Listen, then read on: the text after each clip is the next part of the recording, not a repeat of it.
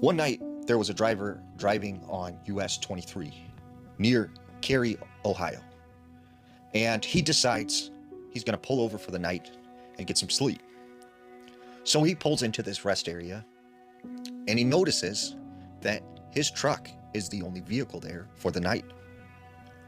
So he gets in the back of his truck, he lays down, he goes to bed. When all of a sudden he hears a loud bang and his truck begins to shake violently. So he jumps up and he's wondering, what is going on? And it stops.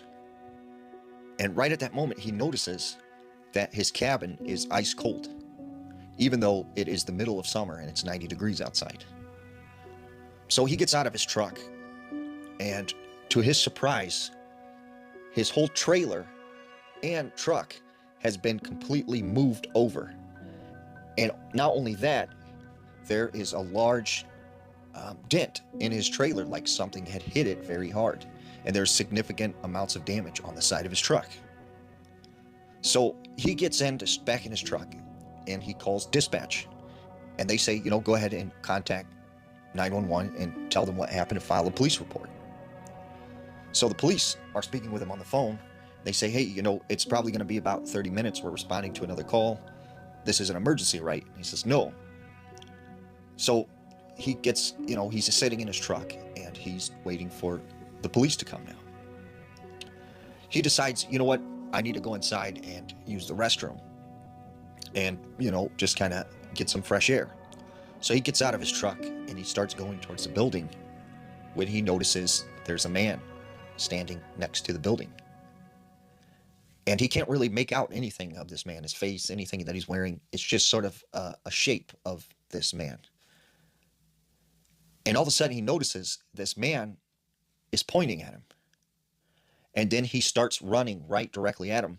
And so this driver runs and jumps back in his truck. And he's expecting this guy to come and confront him and come into his truck. But as he turns back and looks out the window, this man is gone. And so he gets in the back of his truck and he grabs his pistol and he's just clenching it, thinking, someone is about to enter the truck and I'm going to have to fight them. When all of a sudden he hears a loud thump, thump, thump on the top of his truck. And all of a sudden he sees a head pop down into his windshield. And this black tongue comes out and it starts licking the windshield. And just at that moment, the police arrive. And this thing, whatever it is, slowly goes back up and disappears. So he's all shaken up. He can't really talk. He gets out of the vehicle and he tells the police, hey, something hit my truck and there's a guy out here. And the police are confused. And he can't understand why they're so confused. And they said, something hit your truck? And he said, yeah. And so the police say, well, come here, show us where, something hit your truck. And he's amazed when he goes out and he sees that there is now no damage on his truck. His truck is still parked in the parking space and hasn't moved. And everything seems fine. So he, gets in his truck and he leaves.